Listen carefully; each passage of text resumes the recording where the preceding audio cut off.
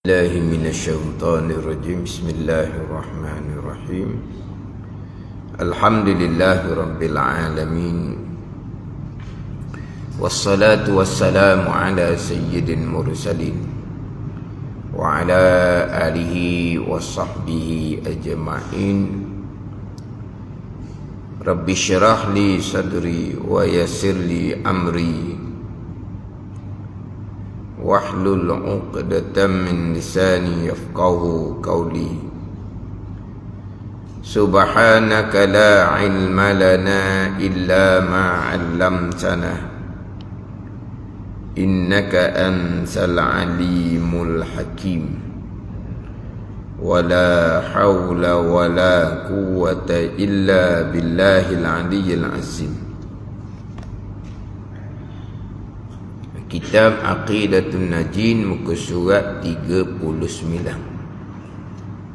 Surat 39, baris yang kedua daripada bawah. Baris yang kedua daripada bawah. Qala al-muallifu rahimahullahu ta'ala wa nafa'ana bi'ulumihi amin. Dan katanya, kata Syekh Sanusi dalam matan Ummul Barahim, dan katanya pula kata Syekh Sanusi dalam matan Ummul Barahim, au yattasifa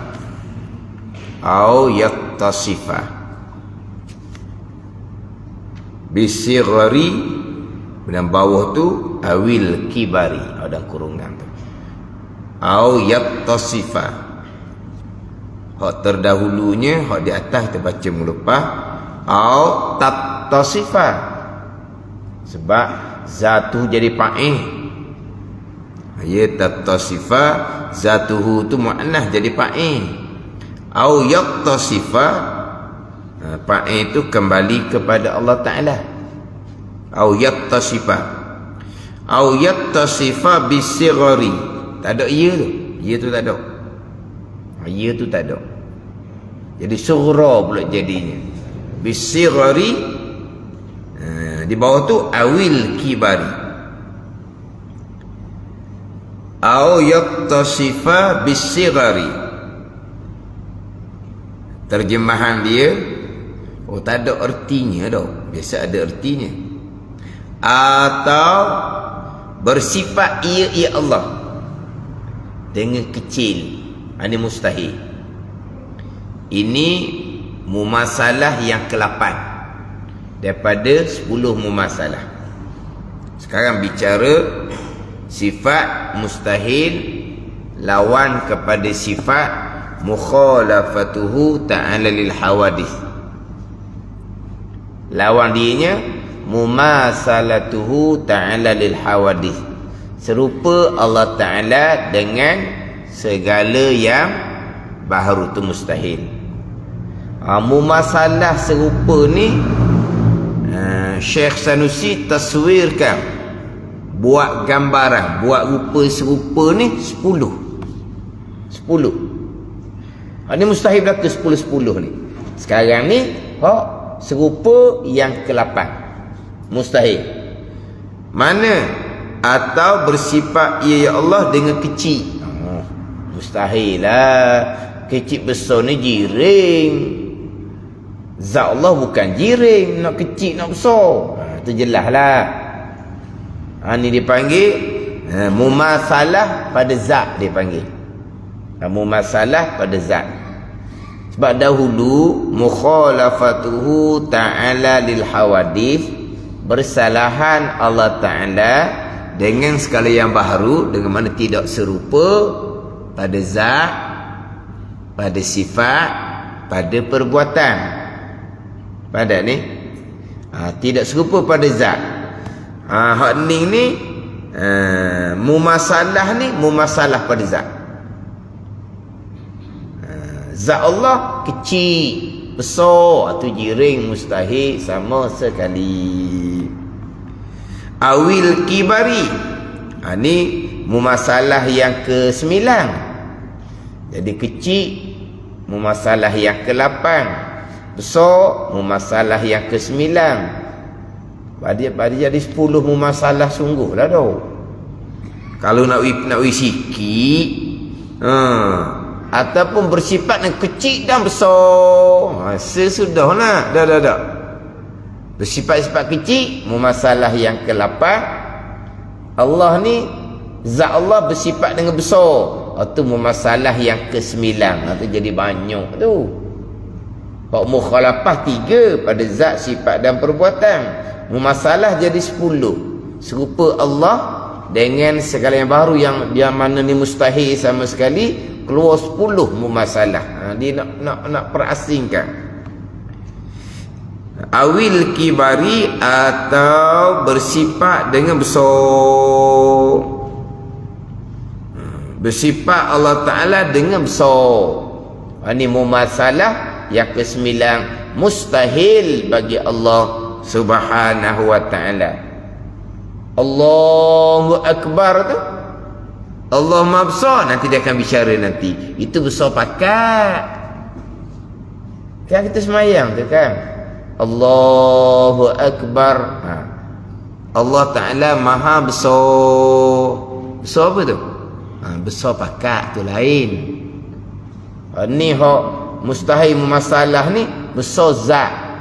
Itu mustahil sama sekali. Dan makna kecil, mumasalah mustahil ni, apa makna kecil? Faham dah? Kecil besar faham lah. Dia kecil ke kecil? L ke K? L. Kecil tak ada lah, K tak ada lah. Kecil tak ada. Jadi kecil tu bahasa kampung lah. Tak ada, memang kecil.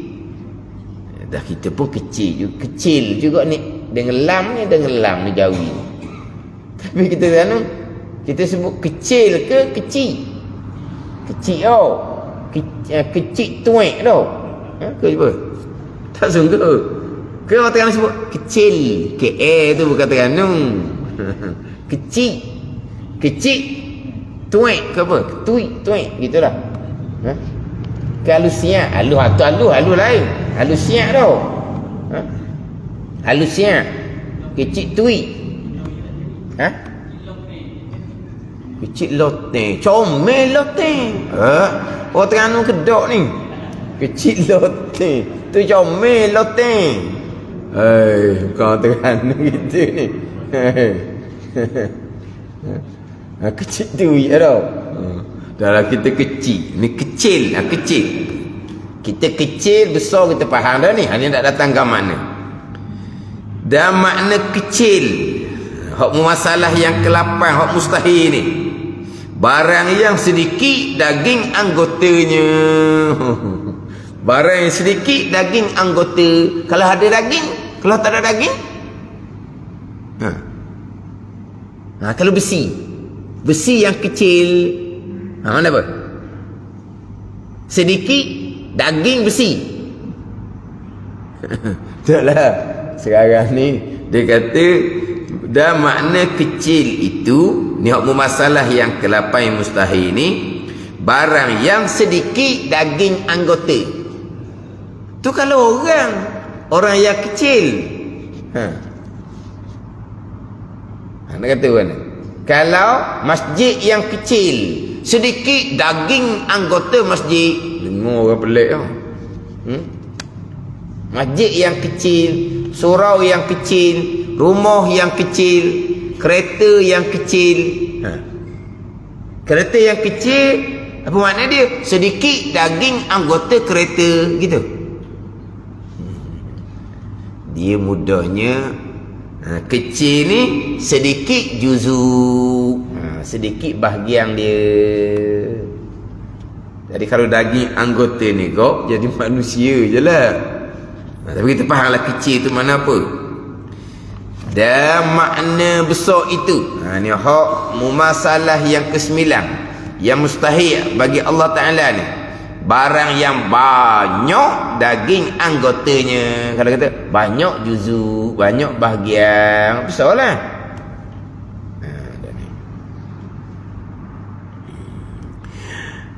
Kata setengah ulama, lain pula ni. Makna kecil itu singkat umurnya, pendek umur dipanggil kecil. Ada ke gitu? Dan makna besar itu panjang umurnya. Kita jumpa Allah. Kalau kita cakap kasar tu, ingat kekong dah ada lagi dia ni. Tak mampu. Tak sungguh. Tak gurau gitu. Dah. Ingat kamu tak ada kong lama dah. Tak mampu lagi mu. Boleh. Allah besar. Besar apa tu? Panjang umur. Ada. Kita panjang umur sebut besar. Ada tau. Allah dia mati kecil. Kecil apa dia umur 20 dah. Pendek umur 20 tu pendek lah. Kecil lah. Ada ke? Kecil tu pendek umur. Besar tu panjang umur. Ada. Ini kata setengah ulama ni. Tadinya kecil sedikit juzuk lah kalau kita kata kau. Besar banyak juzuk. Ni kecil singkat umur, besar panjang umur. Maka sekalian itu, sekalian makna kecil dan makna besar yang tersebut tu lah. Sama ada sedikit juzuk, banyak juzuk, singkat ataupun pendek umur atau panjang umur, mustahil atas Allah Ta'ala. Mustahil lah ke? Kecil, makna kecil, sedikit juzuk pun mustahil. Makna kecil dengan makna singkat umur pun mustahil bagi Allah. Kalau besar ni banyak juzuk, mustahil bagi Allah. Kalau besar ni panjang umur, mustahil bagi Allah. Kerana sekalian itu, sekalian makna kecil, makna besar tu sifat bagi jirim. Sifat bagi jirim. Apa dia jirim? Zat yang baharu, yang dijadikan oleh Allah, yang bertempat. Kerana tiada sunyi jirim itu daripada sekalian perkara itu. Sekalian perkara empat tadi. Sama ada sedikit juzuk, banyak juzuk, singkat umur, panjang umur. Kalau jirim tak sunyilah badan. Kalau kata jirim malaikat besar, tu mana apa tu? Banyak juzuk lah malaikat ni. Besar tak besar jirim malaikat. Kalau Jibril AS 600 sayap dah. Rupa asal. Satu sayap penuh langit dan bumi dah. Tu kata besar. Mana apa? Banyak juzuk. Tu jirim tak sunyi daripada tu. Sama juga dengan kita manusia. Besar maksud dia gemuk ke apa ke. Kecil makna dia kecil lah. Halus tu lah. Panggil apa? Kotek ke apa? Hak jenis beri apa? Beri. Kete. Kidi. Hak ni. Kena jenis mana? Kotek. Kete. Kotek pun lain kan. Kete. Ada hak kete. Hak tak besar. Ada hak besar. Itu memang kalau jirim tak sunyi daripada tu. Bila jirim saja ada yang singkat umur, ada yang panjang umur. Kalau manusia, dan kalau malaikat sebelum ni seperti sekali pertama tu kan malaikat panjang kan umur dia. Panjang lah. Jirim tak sunyi daripada sekian perkara itu. Sama ada sedikit juzuk, banyak juzuk, singkat umur, panjang umur. Kalau jirim makhluk tak lari daripada tu. Empat sifat. Tapi itu mustahil bagi Allah Subhanahu wa ta'ala. Jangan ada orang ceramah Zat Allah Ta'ala ni sangat besar sampai kita tak boleh nak tengok. Jadi pelik sama orang cerita benda gitu. Ada ke Ustaz? Orang ceramah gitu? Adalah. Dia kata, kenapa kita tak boleh melihat zat Allah? Kerana zat Allah terlampau besar. Kita tak dapat melihat sebab besar sangat. Yang orang berkenaan belakang ni. Orang ada nama belakang ni.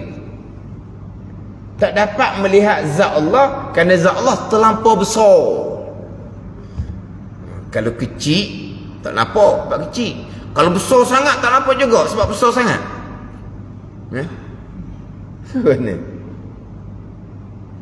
Mana dia boleh ceramah gitu?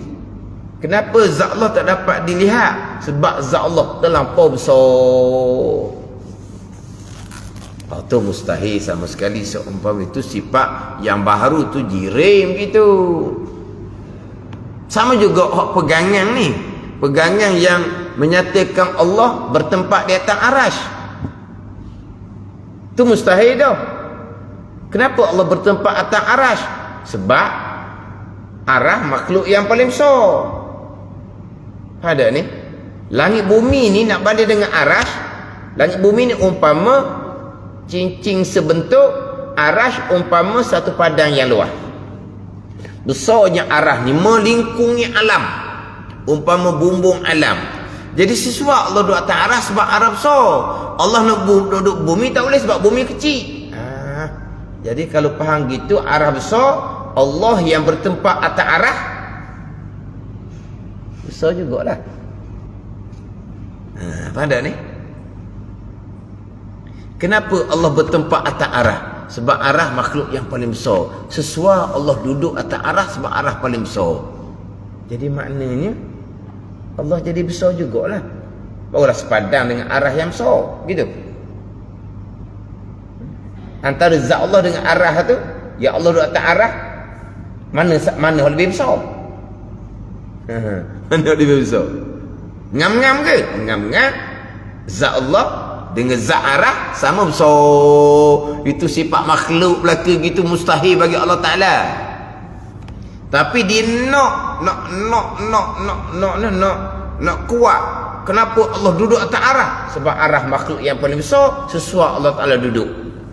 Adapun langit bumi ni kecil, jadi Allah duduk macam mana? Sebab kecil. Jadi nasabah macam ceramah tadi lah. Zat Allah besar sangat, sebab tu tak boleh nak lihat. Jadi zat Allah yang besar ni sesuai duduk atas arah. Berapa kali nak sesat? Berapa kali nak sesat? Dia nak pertahankan akidah sesat dia, Allah bertempat atas arah. Kerana apa Allah bertempat atas arah? Sebab arah makhluk yang paling besar. Maka sesuai Allah duduk atas arah. Tapi tak kata Allah besar. Dia tak kata Allah besar. Dia tak kata tadi hak kata Allah besar tu orang lain pula. Kenapa zat Allah tak dapat dilihat? Kerana zat Allah besar. Orang lain. Oh ni orang lain pula. Tapi dia nak mempertahankan pegang sesak dia, Allah bertempat atas arah. Hujah dia apa? Kerana arah makhluk yang paling besar, maka sesuailah Allah duduk atas arah. Adakah dia kata Allah besar? Dia tak kata Allah besar. Tapi fahamnya macam mana? Kalau bumi kecil, jadi Allah tak duduk atas bumi lah. Jadi faham macam mana? Tapi tak keluar mulut dia Allah besar. Tapi kenapa Allah bertempat atas arah? Sebab sesuai kerana arah besar.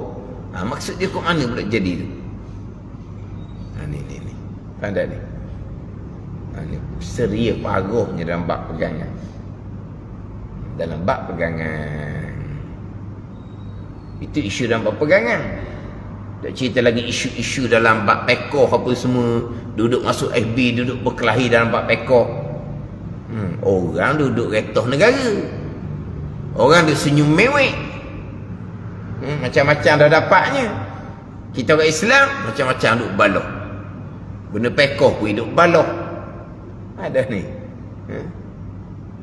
Satu-satu pelanggan pekoh kita tak berapa nak terima. Kau pandailah pakai pandangan mazhab lain pula. Pakai pandangan mazhab lain. Hidup baloh pulaknya. Saya tak baca lagi. Tapi ada terpandang dah hak pakai yang semayang orang perempuan tu. Pandai ni. Kalau mazhab Syafi'i sungguh memang ketat. Dan saya biasa mengajar dalam kelas. Hak mazhab Syafi'i sungguh memang kena ketat. Aurah dia kena ketat molek. Cuma saya akan sambilkan dengan pandangan mazhab Hanafi. Tambahlah mati sangat. Tapi kalau yang mengeluarkan fatwa tu orang yang berkaitan, dia mesti mengeluarkan fatwa mengikut mazhab Syafi'i. Yang kita mengajar ni, kita bukan ahli fatwa. Kita cerita hukum fiqh mazhab Syafi'i, berat juga ni. Kita selip pandangan lain. Lepas tu kita nak terima tak terima, itu benda khilafiyah. Sudahlah tak terima fatwa mufti ni. Fatwa tak payah nak saya terima. Pakai pandangan mazhab lain. Kenapa nak balah? Tak habis-habis nak balah. Jadi balah ni benda halal dalam agama. Lepas tu kata mengata, kutuk mengutuk, benda halal jadi ni. Dia balah benda yang sudah porong agama, bak negara, senyum orang lain. Mu balah lah, mu balah. Tu tak cerita lagi tu. Golongan yang rupa agama tapi merosakkan imej agama. Golongan yang rupa agama tapi apa yang dilakukan betul-betul merosakkan imej agama Islam.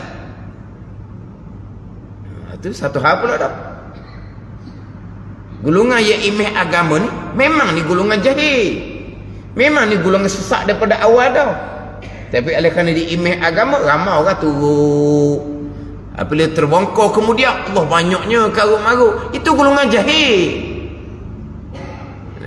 Kau timbul sesat-sesat tu, tugu pondok lama dah kata sesat ni. Kita tak, kita pandang kepada bagus akhlak dia, bagus pergaulan dia, bagus, kita pandang tu. Tapi memanglah merosakkan imej agama. Macam mana kita nak dakwah orang bukan Islam masuk agama Islam?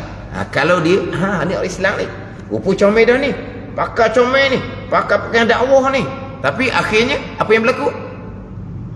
Macam mana kita nak tarik orang bukan Islam masuk agama Islam?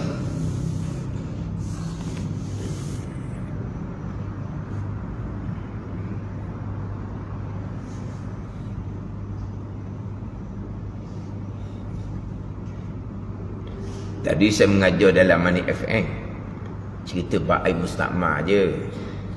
Cerita bab ambil semayang dalam air satu baldi. Memang agak rumit sikit lah. Ada tempat yang rumit. Waktu saya sekejap saya padang, saya delete. Dia masuk gambar babi. Gambar babi dia masuk dia apa? Kan dia ada dalam FB lah. Dia masukkan ada gambar kan macam-macam kan, lambang-lambang. Kalau lambang babi tu ke apa? Nak marah ke apa?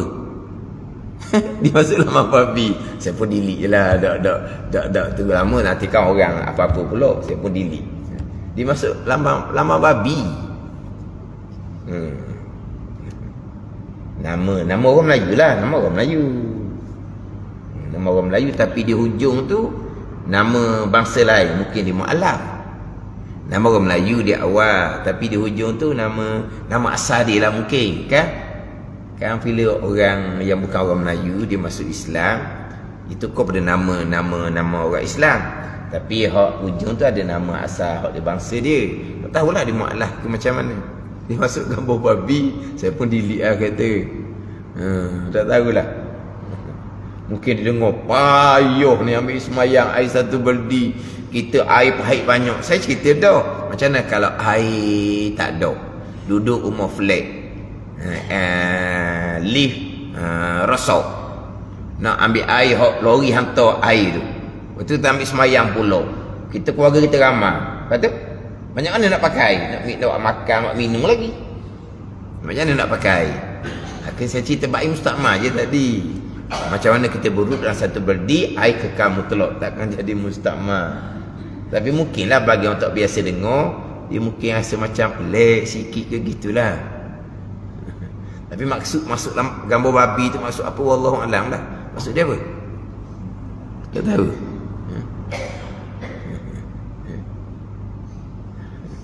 Kalau dia masuk gambar macam keluar bintang-bintang tu, maksud dia pening.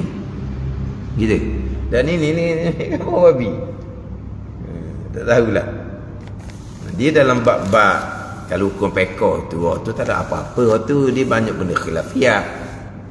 Banyak benda khilafiyah. Kalau kita pandangan ni sempit apa payah, sudahlah. Menyempit, menyulit yang kata gitu. Itu kita yang berfahaman, kita yang baru belajar, mungkin kita rasa macam pelik, sempit, menyusahkan. Orang yang belajar sungguh dah tak ada apa-apa pun. Dia nak supaya senang sentiasa. Memang ada yang senang, ada yang susah, ada yang luas, ada yang sempit. Itulah agama ni. Tapi nak senang sentiasa. Tambah pula ada golongan yang bawa senang je. Bawa senang je. Dia bawa senang pula macam hak dia, bukan mazhab-mazhab yang lain. Dia macam hak dia. Jadi orang hak ni suka senang gitu nak. Nak senang je. Kita kena, sebab kita bandar Syafi'i, kalau payah kita selik kalau pandang mazhab lain, gitu je lah. Pakai yang semayang perempuan tu saya tak baca lah. Kalau dia cerita hak agak kena ketat, itu mazhab Syafi'i. Kenapa kita nak marah? Kita nak pakai mazhab Hanafi. Pakai mazhab Hanafi, direkah aja. Tepi-tepi aurah perempuan dimaafkan. Tapi taklah sepatutnya kita nak jadikan benda perbalahan. Dah, ke mana? Sekarang kan orang jenis nak moden kan. Semayang pakai baju kurung, nak moden kan. Hebat laginya di semayang di tempat orang ramai, nak tunjuk bahawa semayang ni boleh semayang di mana-mana. Sekarang kita semayang kan, syariat agama kita ni bukan semayang di tempat tertentu. Syariat agama terdahulu tak boleh semayang tempat sebarang. Ada ni syariat Nabi SAW ni, ju'inat lanal ardu kulluha masjidah. Dijadikan bagi kami, bagi ummah Nabi SAW ni, bumi ni boleh buat tempat sujud belaka. Janji suci je.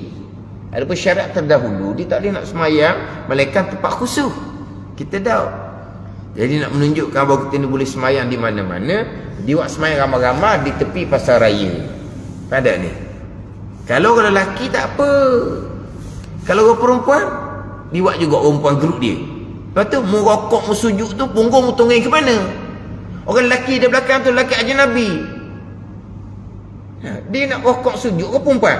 Tepat orang ramai ni. Nak tunjuk agama ni mudah. Lepas tu merokok sujud, tungging punggung. Orang lelaki belakang. Orang lastik kan baru tahu. Sedap dia tungging gitu. Nak tunjuk agama ni mudah. Dah. Perempuan tak ada akhlak seumpama itu. Dia kelak ramai. Jadi ada orang masuk umpama ni lah. Kalau lelaki tunjuk contoh semayang di mana-mana boleh, baguslah. Nak tengok bola semayang di tepi-tepi stadium, ambil kain hampau sikit ke semayang, tunjuklah bahawa semayang boleh di mana-mana. Itu tak ada masalah tu. Orang lelaki lah, bukan orang perempuan. Perempuan tak boleh. Jadi sekarang ni tak perempuan pakaian pun dia nak pelonggarkan. Walahal bukan kerana pakaian semayang jadi orang dok semayang. Lain. Kenapa kamu dok semayang? Payuh kena pakai baju semayang. Tak ada begitu. Jadi kenapa kita nak longgarkan? Tempat kita bermazhab Syafi'i. Jadi akhirnya timbul perbalahan. Itu jadinya. Jadi rugilah kitanya. Dari segi hukum pun dosa kitanya. Duk makin hamun sesama orang Islam. Dari segi keuntungan kita kok tak ada. Orang lain pula jadi untung. Ke agama lain pun dia duk berkelahi juga. Agama lain dia berkelahi tak? Tuhan dia geni ada tak agama lain? Dia ada tak? Agama lain dia ada tak? Cara sembah patung kena gini. Orang ni kata tak, cara sembah patung kena gini. Ada tak? Agama lain balau. Mana kita tahu kok dia balau kan? Kan agama kafir dia tu kan. Sembah patung, gini tak boleh. Sembah patung gini baru boleh. Ada? Agama lain. Ya, bab pekoh tu tak apalah nak. Tapi kena cerita molek. Bab pegangan ni. Bab pegangan pun timbul macam-macam fitnah akhir zaman. Allah besar. Tadilah tali melazah kerana Allah besar. Allah bertempat atas arah kerana arah makhluk yang paling besar. Sesuailah Allah duduk atas arah sebab arah besar. Jadi Allah besar ke? Ini rosak belaka ni. Hebat lagi, Allah kuasa. Allah nak duduk atas arah, Allah duduk lah, Allah kuasa. Nak pelik apa? Allah nak duduk belakang nyamuk pun Allah kuasa. Begitu lalu. Macam apa kat ni? Pandai ni, Allah maha kuasa. Allah nak duduk atas arah, Allah maha kuasa. Kalau Allah nak duduk di belakang nyamuk pun Allah maha kuasa. Dia nak cerita benda-benda mustahil belaka.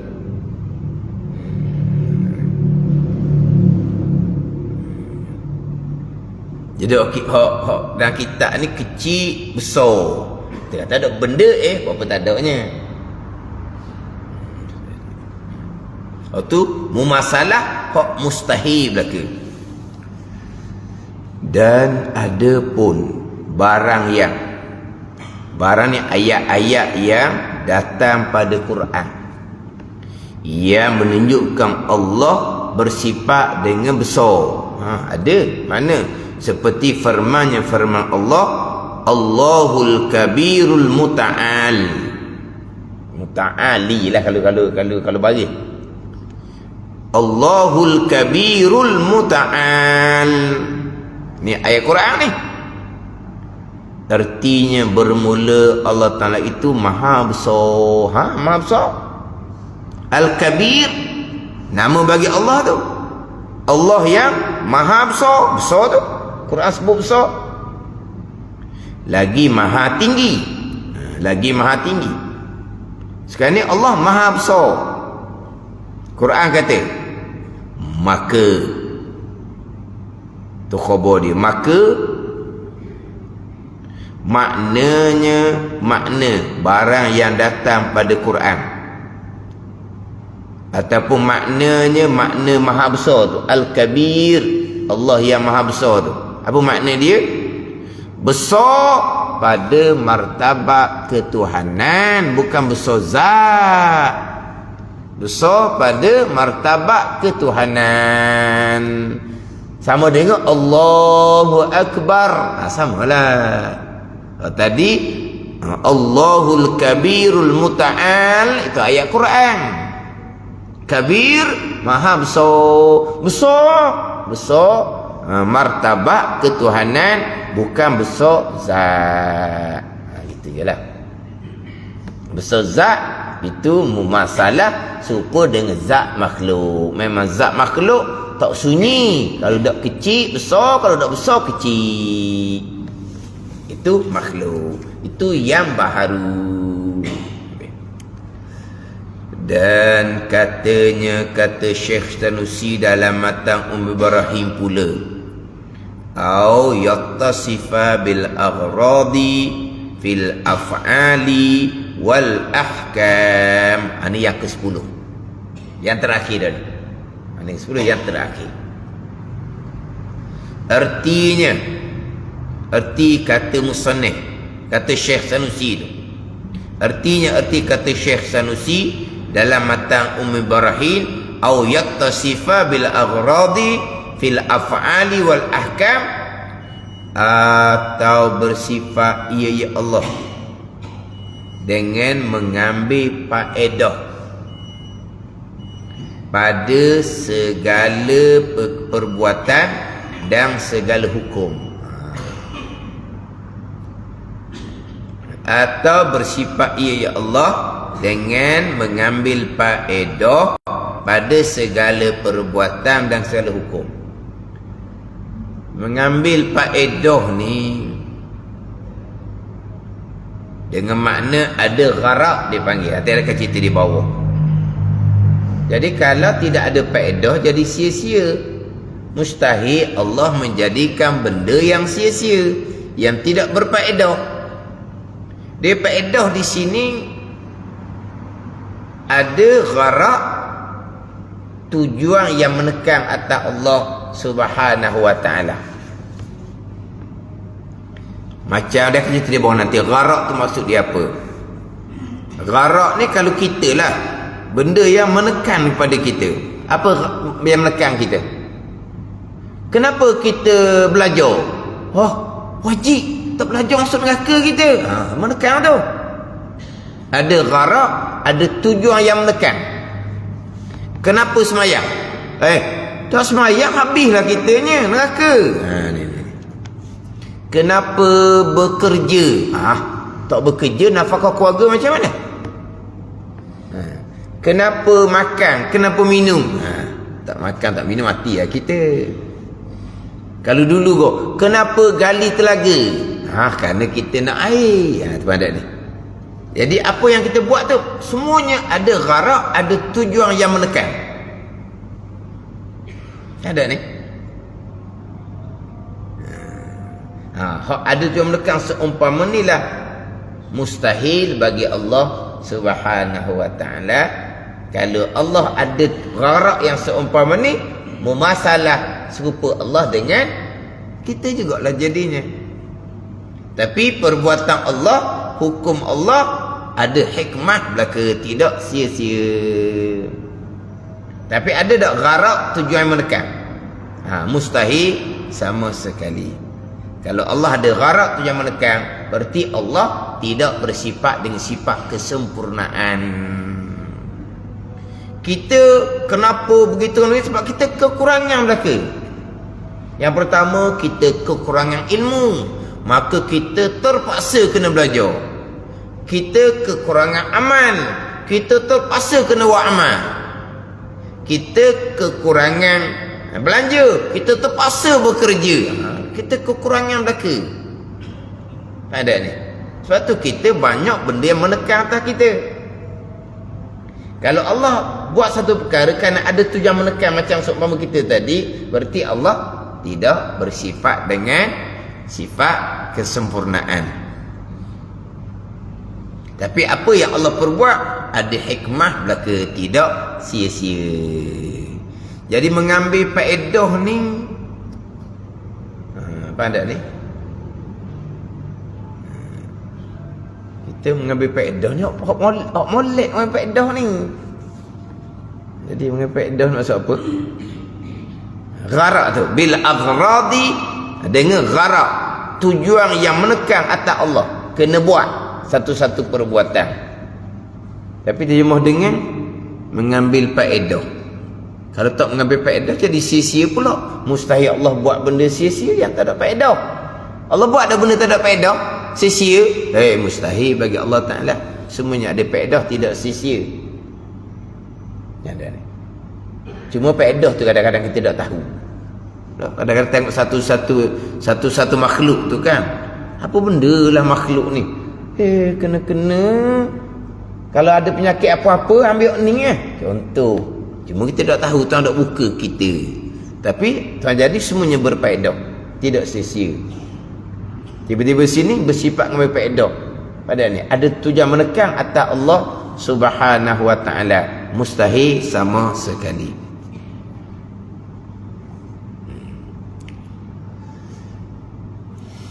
Dan misal perbuatan itu seperti mengada Zaid dan Umar. Dia hak haji macam mana? Ain, mim, ra, ada waw. Amru, bukan Umar. Amru bukan Umar lah. Kalau tak ada waw jadi Umar. Zaid dan Umar, Zaid dan Amru. Seperti mengadakan Zaid dan Amr. Mana Allah buat manusia ni? Apa dia ni? Allah ada orang ada yang menekan. Kalau Allah tak buat manusia, jadi kurang Allah. Mustahil gitu. Bukan buat manusia saja ni. Dan misal hukum itu seperti mewajibkan sembahyang waktu dan zakat dan puasa. Contoh. Jadi Allah nak jadi sempurna Allah kena jadikan manusia. Nak sempurna lagi Allah kena wajibkan manusia sembahyang. Manusia pun sembahyang sujud kepada Allah Ta'ala. Baru jadi Allah ni jadi sempurna. Mustahil sama sekali. Sekarang Allah sedia kala tidak ada makhluk yang dijadikan oleh Allah. Allah pun jadikan manusia. Kenapa Allah jadikan manusia? Barulah Allah ni jadi sempurna selepas Allah buat manusia.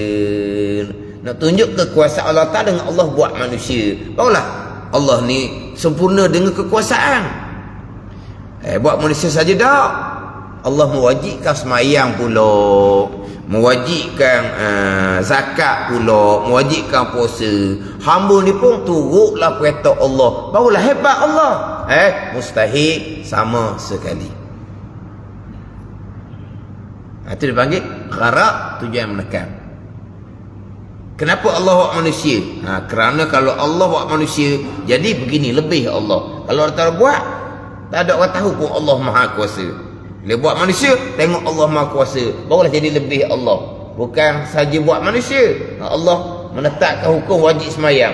Manusia ni pakat semayang belaka, barulah sempurna Allah. Mustahil sama sekali seumpama tu.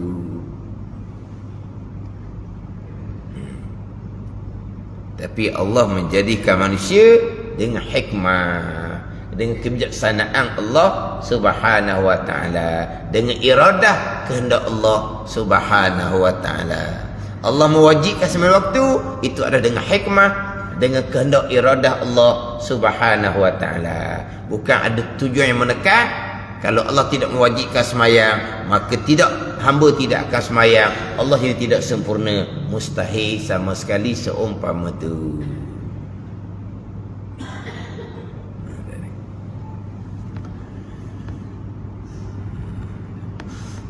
Maka segala perbuatan Allah Ta'ala, contoh menjadikan manusia lah, dan segala hukumnya itu hukum Allah. Contohnya mewajibkan semayang, maha suci daripada mengambil faedah.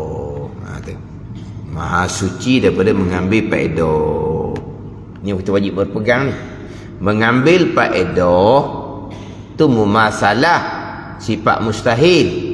Yang kita berpegang maha suci, itulah istihalatul mustahil.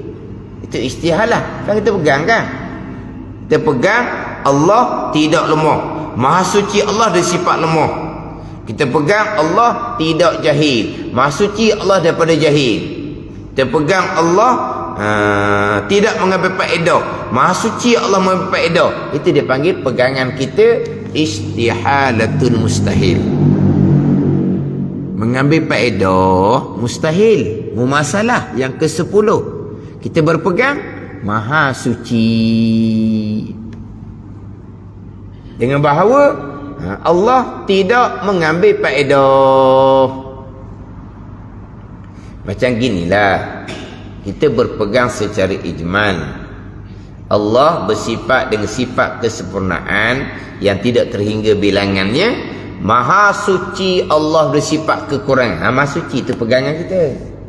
Sifat kekurangan, sifat mustahil. Kita berpegang Allah tidak bersifat kekurangan, dengan bahawa kita berpegang maha suci Allah bersifat kekurangan. Gitulah kita pegang. Sekarang ni mengambil faedah tu mumasalah, mustahil lah bersifat mukhalafah sifat wajib bagi Allah. Yang kita pegangnya maha suci Allah daripada mengambil faedah. Maka segala perbuatan Allah menjadikan manusia contohnya, dan segala hukumnya hukum Allah itu umpama mewajibkan waktu, maha suci daripada mengambil faedah. Dia nanti berkaitan dengan gharak, tujuan yang menekan pada perbuatan Allah dan pada segala hukum Allah. Nanti dia akan bicara ketika bicara istighna dan iftikar. Nanti dia akan bicara ketika bicara istighna dan iftikar. Kalau dalam dalam kitab Aqidatun Najim ni bicara bab gharak yang menekan ni di muka surat 89. Di muka surat 89. Jadi surat 89 Baris yang ke-16 daripada atas. Wa yu'khazu minhu tanazzuhu ta'ala anil aghradi fi af'alihi wa ahkamih. Atau Mata Ibrahim terjemahan dia, dan diambil, dipaham daripada sifat iftikar Allah,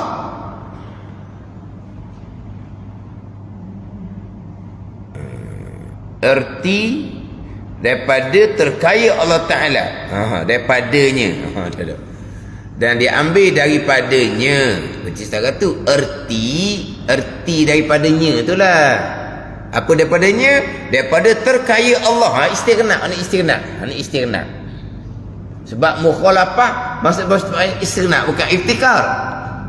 Iftikarnya wahdaniyah, qudrah, iradah, ilmu, hayah, kaunuhu qadiran, kaunuhu muridan, kaunuhu aliman, kaunuhu hayyan. Sembilan sifat wajib maksud iftikar. Ada mukhalafah maksud istighna. Dan diambil, maknanya dipaham daripadanya. Erti daripadanya tu, daripada terkaya Allah, istighna Allah, daripada tiap yang lain itu, tersuci Allah Ta'ala daripada mengambil faedah pada segala perbuatan-perbuatan Allah, dan segala hukumnya hukum Allah. Pada ni.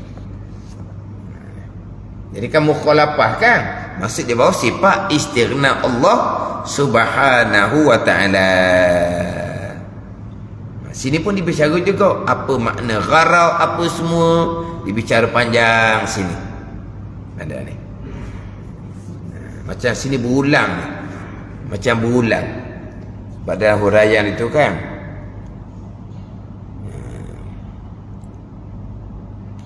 Dan tiada tersembunyi. Ini tiada tersembunyi, maknanya nyatalah. Bahawa kata musannif, tersuci Allah, tanazzuhu tu. Tersuci Allah Ta'ala daripada mengambil faedah pada segala perbuatan, segala hukum itu, setengah daripada barang yang masuk di bawah mukhalafatul hawadith. Dan sesungguhnya telah lalu bicara sebut dia, dan hanya ditentukan atasnya oleh musannif serta masuk yang tersebut itu kerana bertambah-tambah ihtimam dengan dia, bertambah-tambah cakna cermat dengan dia. Lepas tu ulang pula sekali lagi yang sudah bicara sekarang ni. Bicara pula di surat 89.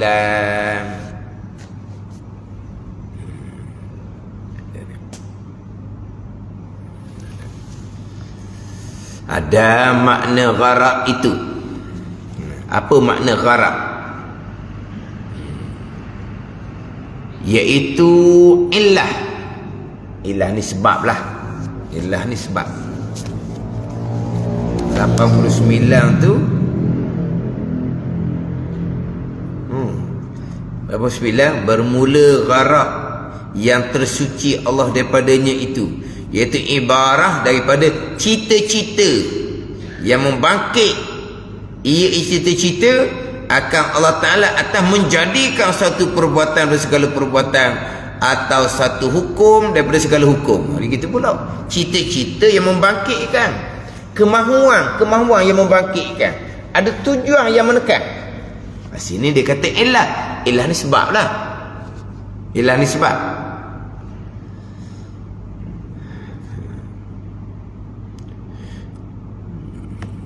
Dan makna gharaq itu iaitu ilah, sebab yang membangkitkan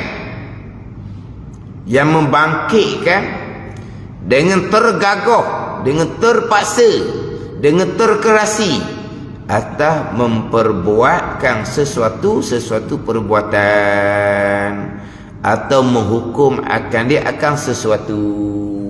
Itu gharaq. Mana ada sebab yang menekan atas Allah Ta'ala, atas memperbuatkan sesuatu. Allah kena buat malaikat contohnya. Allah kena buat malaikat. Dan Allah pula menetapkan hukum pada malaikat. Malaikat ni kerja dia ni, malaikat ni kerja dia ni. Kenapa Allah jadikan malaikat Kemudian ada hukum bagi malaikat pula. Tugaslah kita kata. Tapi bagi malaikat. Kerana kalau tak ada malaikat, jadi Allah nak takbir alam, jadi tak sempat.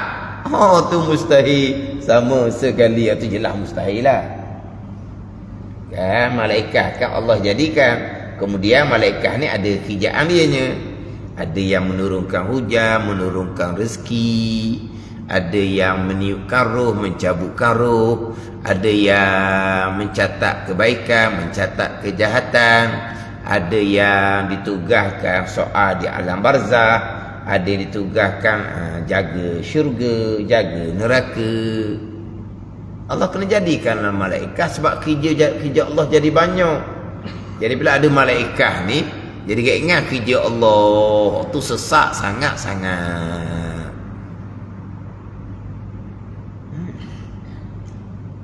Jangan dalam bab ni. Jadi ada orang berakidah perbuatan malaikat tu perbuatan malaikat sendiri. Sebab Allah jadikan tugas-tugas malaikat. Jadi seolah-olahnya Allah perlu kepada malaikat. Tu tak kena Tuhan gitu. Ni saya biasa sebut ni. Sebab saya pernah terjumpanya orang yang belajar sangat-sangat sifat 20. Dia belajar sangat-sangat sifat 20. Makhluk tak boleh bekah. Makhluk tak boleh bekah. Mana ni? Makhluk tak boleh bekah. Dia sebut kata malaikat pun tak boleh bekah juga. Ustaz, malaikat kan makhluk istimewa. Yelah, makhluk istimewa malaikat. Lepas tu, takkan malaikat tak boleh bekah juga. Sekarang ni makhluk boleh bekah ke tak? Makhluk memang tak boleh bekah. Tapi malaikat lain. Jadi seolah-olahnya malaikat ni ada kuasa autonomi. Jadi sungguh ni, kejut pula lepas itu. Pegang ngaji molek dah ni. Makhluk tak boleh bekah, makhluk tak boleh bekah. Malaikat tak masuk dalam makhluk. Dia tanya balik, dah malaikat makhluk ke tak? Makhluk, tapi makhluk lain. Makhluk istimewa. Makhluk tak boleh bekah belaka. Lepas tu malaikat tu tugas. Kan kita duduk ngapa tugas malaikat kan? Apa malaikat je ada tugas? Kita sebagai hamba tak ada tugas. Kita ada tugas.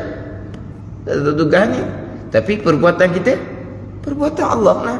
Perbuatan malaikat, perbuatan Allah lah. Bukan Allah jadikan malaikat ni Allah beri kerja, maka Allah pun tak ayah buat kerja malaikat tu. Ada ni.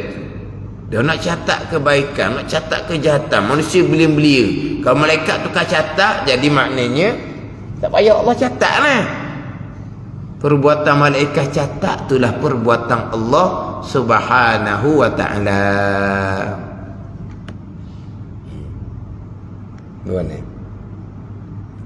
Berpegang malaikat yang menjadikan perbuatan diri sendiri kok. Tak ada benda lah. Pergi pula perbuatan malaikat, perbuatan baik, perbuatan iblis, perbuatan syaitan, perbuatan jahat. Perbuatan siapa? Perbuatan Allah ke tak? Situ pula jadi kepayuh. Perbuatan iblis, perbuatan syaitan ni kufur kepada Allah, duk goda anak Adam. Perbuatan siapa? Perbuatan Allah lah. Payah pula situnya. Tak yang kita disebut godaan iblis, godaan syaitan, godaan iblis, godaan syaitan. Memang kita sebut gitu pada zahir. Pegang kita Tuhan belaka. Dan memang kita tak boleh nak sandar kepada Allah Ta'ala. Godaan Allah nak sandar kepada Allah, itu benda jahat. Tapi hakikatnya perbuatan siapa? Godaan iblis, godaan syaitan, perbuatan siapa? Perbuatan Allah lah. Itu dia wahdanah pada af'al, keesaan pada perbuatan. Hak malaikat tak masuk dah. Pergi kepada hak iblis, hak syaitan, terkejut pula. Kata apa benda lah. Susah sangat. Sekalian qada qada tu payah nak pegang. Sekalian qada, ketentuan dan perbuatan Allah. Jadi iblis, syaitan goda Adam itu ketentuan Allah. Diri iblis, syaitan goda Adam itulah perbuatan Allah. Sekalian qada kan? Ke hak iblis syaitan bukan qada.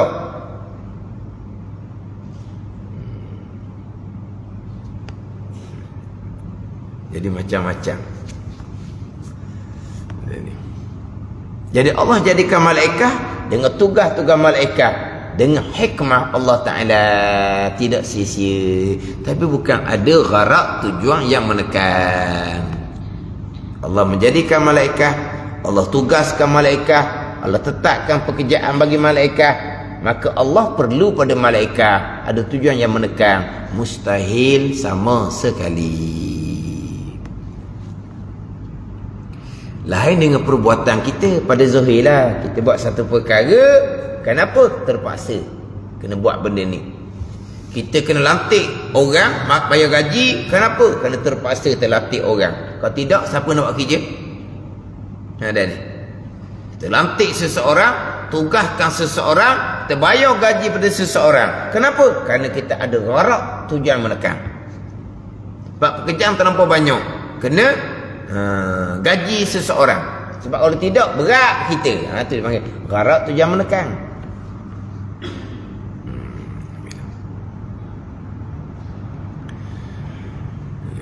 Ilah yang membangkitkan dengan tergagah, terkeras atas memperbuatkan sesuatu tergharak atau menghukum akan sesuatu. Kenapa? Kerana hendak menghelakan. Ada tak mim nun? Ada nun tak Pak Haji? Tak ada. Menghelakan. Gitulah. Dia nak balik menghelakan. Kerana hendak menghelakan maslahat. Menghela ni menarik maslahat. Maslahat apa? Kebaikan, kepentingan.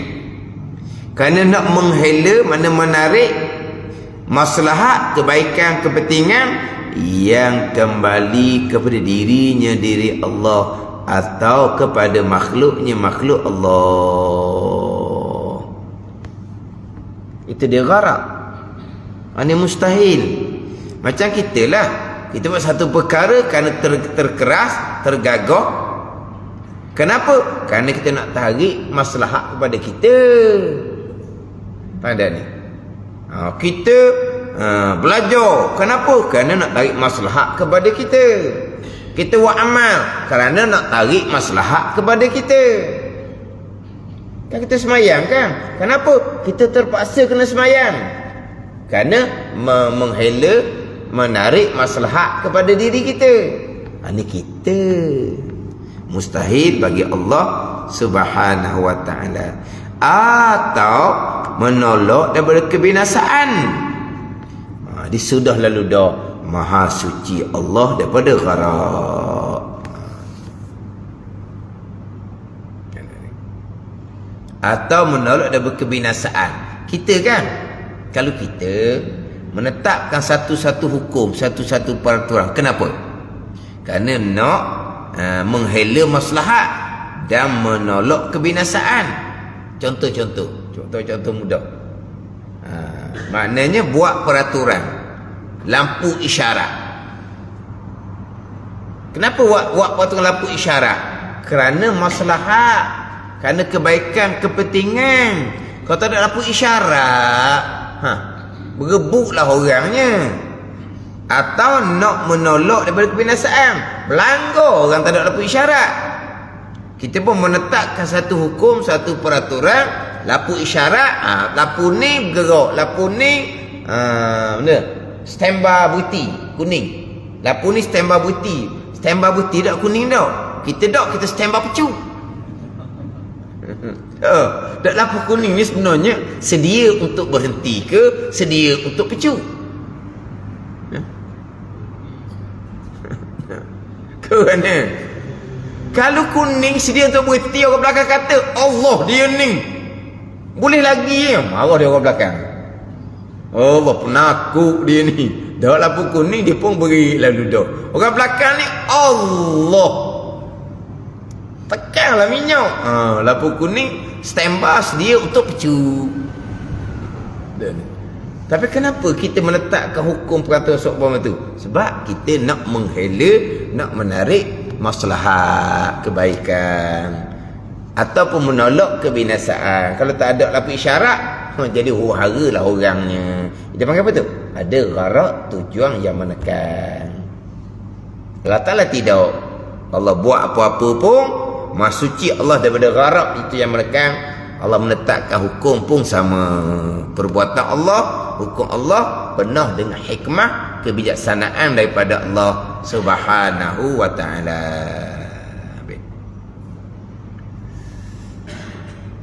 Dan terjadi i'tiraf atas mereka itu firman Allah Ta'ala, wa ma khalaqtul jinna wal insa illa liya'budun. Tidak aku jadikan jin dan manusia melainkan kerana mengabdikan diri akan aku. Kerana di situ bukan kerana gharak tujuan menekan. Kerana akibatnya macam mana kebaikan kepada manusia. Itu ialah. Bukan kerana apa ni? Kerana hamba mengabdikan diri akan aku. Kerana itulah supaya aku jadi bertambah sempurna. Itu mustahil bagi Allah Subhanahu wa ta'ala.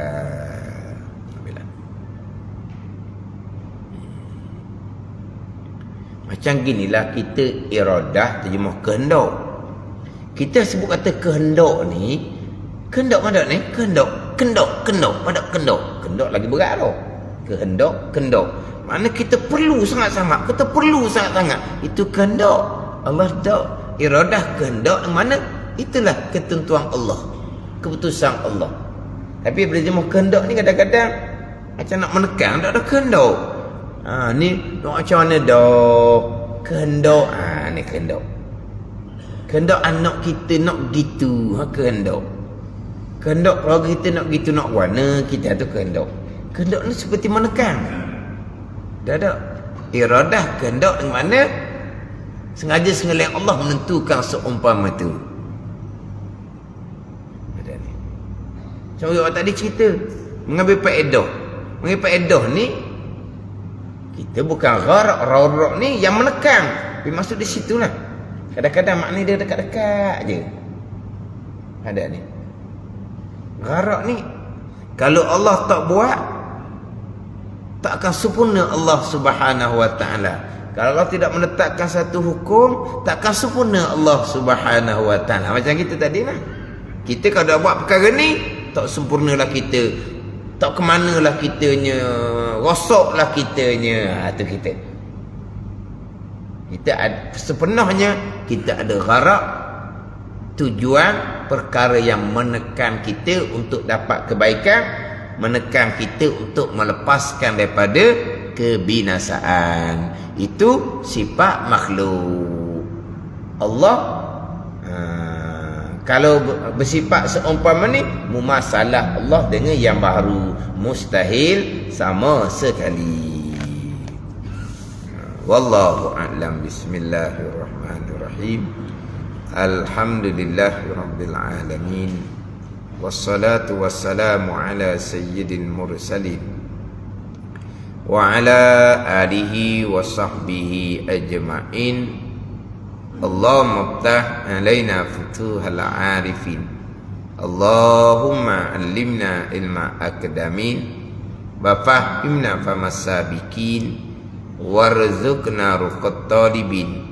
Allahumma zidna ilman wa alhiqna bis salihin. Wa sallallahu ala sayyidina Muhammadin wa ala alihi wa sahbihi wa sallam. Walhamdulillahi rabbil alamin.